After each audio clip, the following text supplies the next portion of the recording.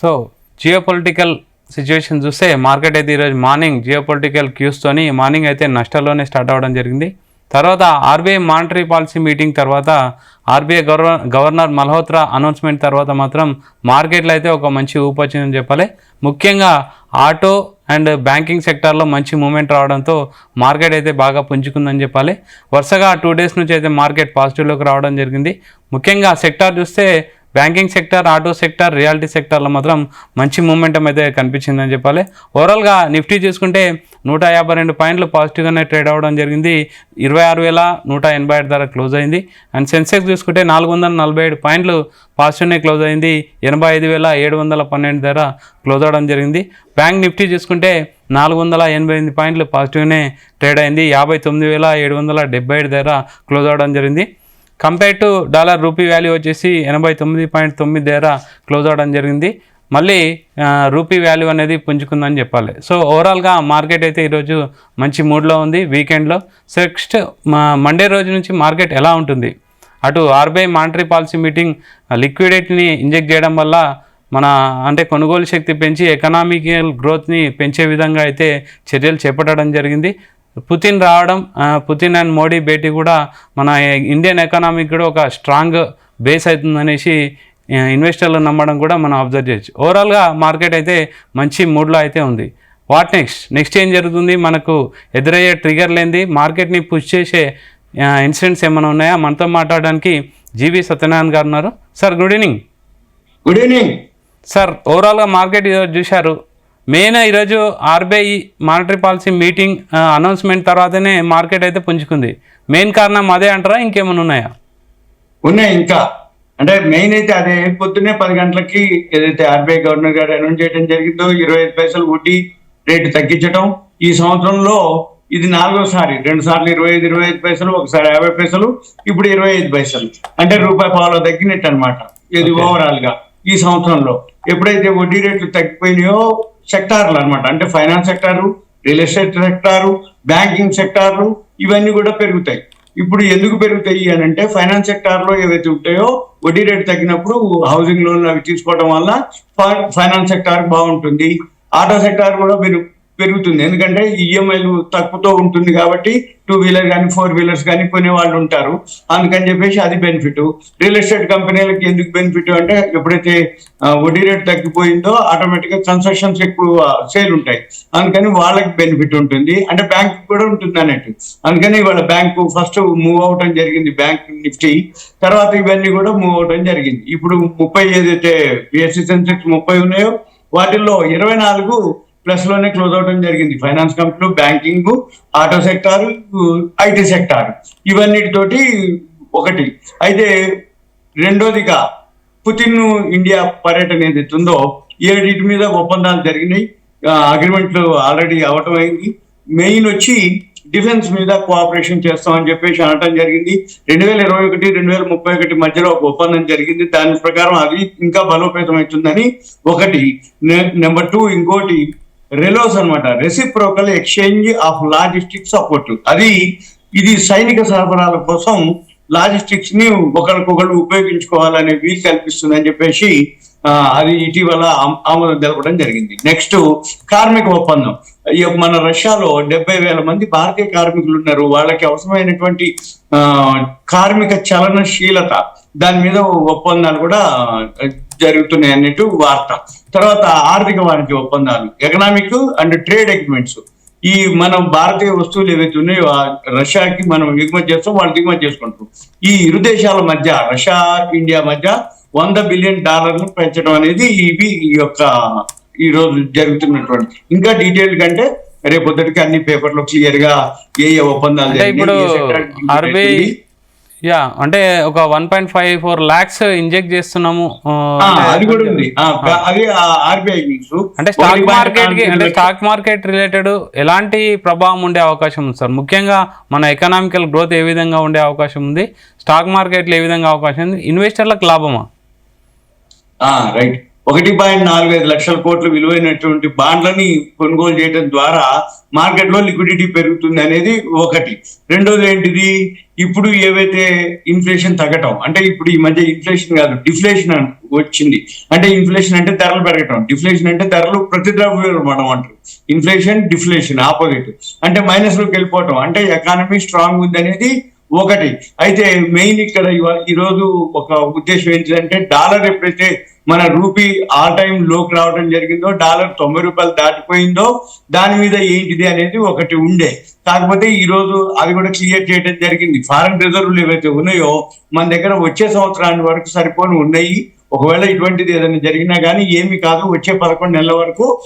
అంటే ఇప్పుడు ఎగుమతులు తగ్గిపోయి దిగుమతులు పెరిగినప్పుడు ఏమవుతుందంటే, ఫారెన్ రిజర్వ్లు ఫారెక్స్ అన్నమాట, అంటే మన ఫారెన్ నిల్వలు ఏవైతే ఉన్నాయో అవి తగ్గిపోయినాయి అనుకోండి, ఆటోమేటిక్ గా ఎకానమీ స్లో డౌన్ అవుతుందని. కానీ మన దగ్గర ఇంకా 11 నెలలకు సరిపోను నేను చెప్పడం జరిగింది. ఈ 11 నెలల్లో ఎక్కడో ఒక దగ్గర డీల్ అయిపోతుంది. అంటే మామూలు అయిపోయినప్పుడు ఆటోమేటిక్ మళ్ళీ ఎక్స్పోర్ట్స్ ఇంపోర్ట్స్ అయినప్పుడు అది ఈక్వల్ అవుతుంటది, అంటే ఆ అడ్జస్ట్మెంట్ అవుతుంది.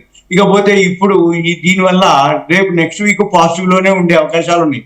ఎందుకోసం అంటే ఇప్పుడు ఈ క్రెడిట్ పాజిటివ్ ఉంది. రెండోది, ఇప్పుడు ఏదైతే రష్యా పుతిన్ మన ఇండియా పర్యటనలో పాజిటివ్ లో ఒప్పందాలు జరిగినాయి కాబట్టి ఈ ట్రేడ్ డీల్ ఏదైతే ఉందో, ఇప్పుడు మళ్ళీ అమెరికా మన ఇండియా ట్రేడ్ డీల్ కూడా వాళ్ళు వచ్చే వారం క్లోజ్ చేసే ఆలోచనలోనే ఉండొచ్చు.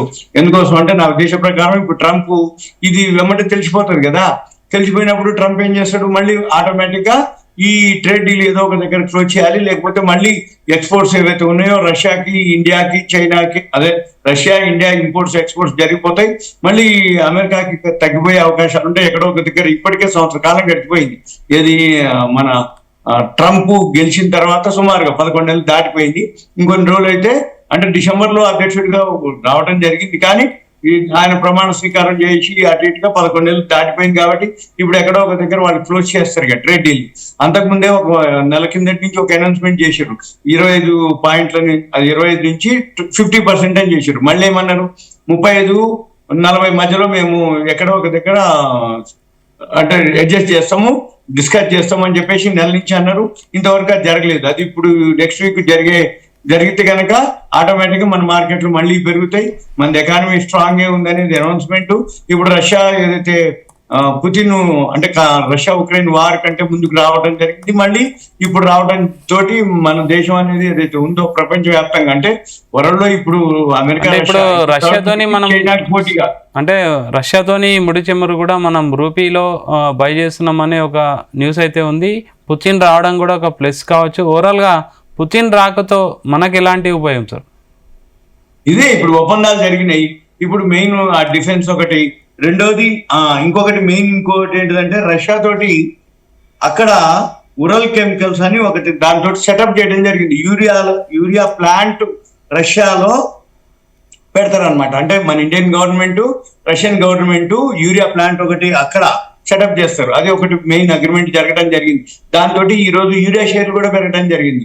అంటే రాబోయే రోజుల్లో ఫర్టిలైజర్ సంబంధించినటువంటి, యూరియాకి సంబంధించినటువంటి రిలేటెడ్ ఏవైతే షేర్లు ఉన్నాయో అవన్నీ మండే నుంచే పెరగడం మొదలు పెడతాయి. ఆల్రెడీ ఇవాళ మెయిన్ ఫస్ట్ అదొకటి అనమాట సెటప్ జరగడం జరిగింది. రష్యా అంటే అది అగ్రిమెంట్ ఒకటి జరగడం జరిగింది. రష్యాలో ప్లాంట్ పెడతారు, యూరియా ప్లాంట్, అది ఉరల్ కెమికల్స్ అని, దాంతో టైప్ అవడం జరిగింది. ఇది ఇంకా ఏమేమి ఉన్నాయో మనకి ఇంకా రేపొద్దరికి అన్ని క్లియర్ గా తెలిసిపోతుంది డీటెయిల్డ్ గా. అంటే ఏ సెక్టార్ కి బెనిఫిట్ అవుతుంది, ఏ సెక్టార్ అంటే గోల్డ్ అండ్ సిల్వర్ గురించి ఏం చెప్తారు? అంటే ఈ మానిటరీ పాలసీ మీటింగ్ ద్వారా గోల్డ్ అండ్ సిల్వర్ ఏ విధంగా? గోల్డ్ సిల్వర్ వాళ్ళ పాజిటివ్ లోనే ఉంది. ఇప్పటికి 3500 సుమారు సిల్వర్ పెరిగింది. గోల్డ్ వచ్చి 456 ప్లస్ లోనే ఉంది. కాపర్ కూడా 17 రూపాయలు ఇప్పుడు కాపర్ కూడా పెరగడం జరిగింది.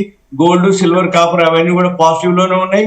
అయితే మనది క్రెడిట్ పాలసీ అనౌన్స్మెంట్ జరిగింది. వచ్చే వారం అమెరికాలో వడ్డీ రేట్లు ఉంది కాబట్టి అదొకటి కొంచెం మనము ఆలోచించాలి. అది కనుక వడ్డీ రేట్లు కనుక అయిపోయింది అనుకోండి, దాన్ని బట్టి అంటే వడ్డీ రేట్లు తగ్గిస్తారనేదే వార్త. దాంతో ఇవాళ అంటే జనరల్గా ఇవాళ షార్ట్ కవరింగ్ కిందికి వస్తుంది గోల్డ్, సిల్వర్ అవన్నీ. ఎందుకంటే నిన్న కొంచెం కరెక్షన్ ఉండే, అది తగ్గి మళ్ళీ వాళ్ళ పాజిటివ్ లోనే, అంటే షార్ట్ కవరింగ్ అంటాం జనరల్ గా. మళ్ళీ వాళ్ళ ఫ్రైడే వీకెండ్, రేపు ఎల్లుండి సెలవు ఉంటుంది. మళ్ళీ మండే రోజుకి ఈ రోజు మన మార్కెట్లు gold, silver, commodities market close అయ్యే టైంకి 11:55కి, కానీ అక్కడ వరల్డ్ మార్కెట్లు నడుస్తూనే ఉంటాయి. అంటే సుమారుగా 2:30-3 వరకు నడుస్తాయి. మళ్ళీ రేపు ఆదివారం నైట్ 2:30-4:30కు ఓపెన్ అవుతుంది తెల్లవారుజామున మన ఇండియన్ టైమింగ్స్ ప్రకారం. 4:30కు ఓపెన్ అయిన తర్వాత 9 గంటలకు మన మార్కెట్లు ఓపెన్ అవుతాయి.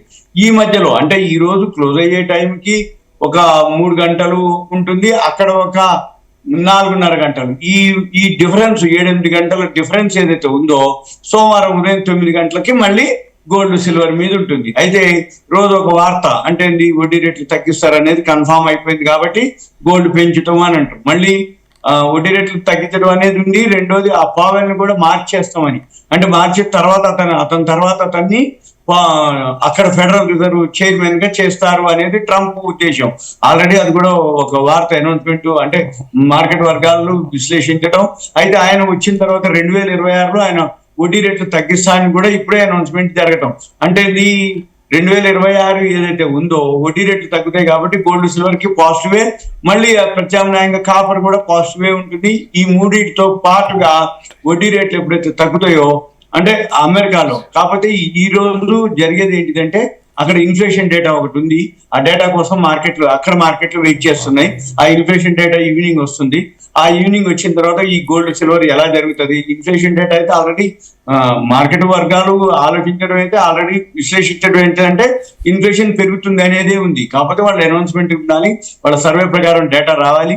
దాన్ని బట్టి మళ్ళీ ఈ గోల్డ్ సిల్వర్ పెంచుతారా ఏం చేస్తారా అనేది మళ్ళీ మనకి మండేకి తెలుస్తుంది. మండే రోజు మళ్ళీ మనం చూసుకోవచ్చు. ఎందుకంటే మనకి ఇవన్నీ డేటా వచ్చేటప్పటికి మన మార్కెట్ అన్ని క్లోజ్ అయిపోతాయి. ఇప్పుడు నైట్ వచ్చేటప్పటికి మన మార్కెట్లు ఎక్కడో ఒక దగ్గర ఉంటాయి కానీ క్లోజ్ అయిపోతాయి కాబట్టి రేపు సెలవు మళ్ళీ మండే మీద మన మార్కెట్లు ఉంటాయి. మన మార్కెట్ కి అయితే ఓకే, మళ్ళీ నెక్స్ట్ వీక్ ఆల్ టైమ్ హైకి వెళ్ళే అవకాశాలు కూడా కనబడుతున్నాయి. ఎందుకంటే ఇప్పుడు క్రెడిట్ పాలసీ అనౌన్స్మెంట్ చేయడం, రెండోది ఈ వడ్డీ రేట్లు ఓకే అవ్వటం, ఈ పుతిన్ది మన రష్యా ఇండియా ఒప్పందం ఏదైతే ఫేవర్ ఉందో ఆటోమేటిక్ మన మార్కెట్ నెక్స్ట్ వీక్ పాజిటివ్ లోనే ఓపెన్ అవుతాయి. Okay sir, thank you very much. Thank you. So ఇది వాళ్ళ market updates. Keep watching Zee Telugu news.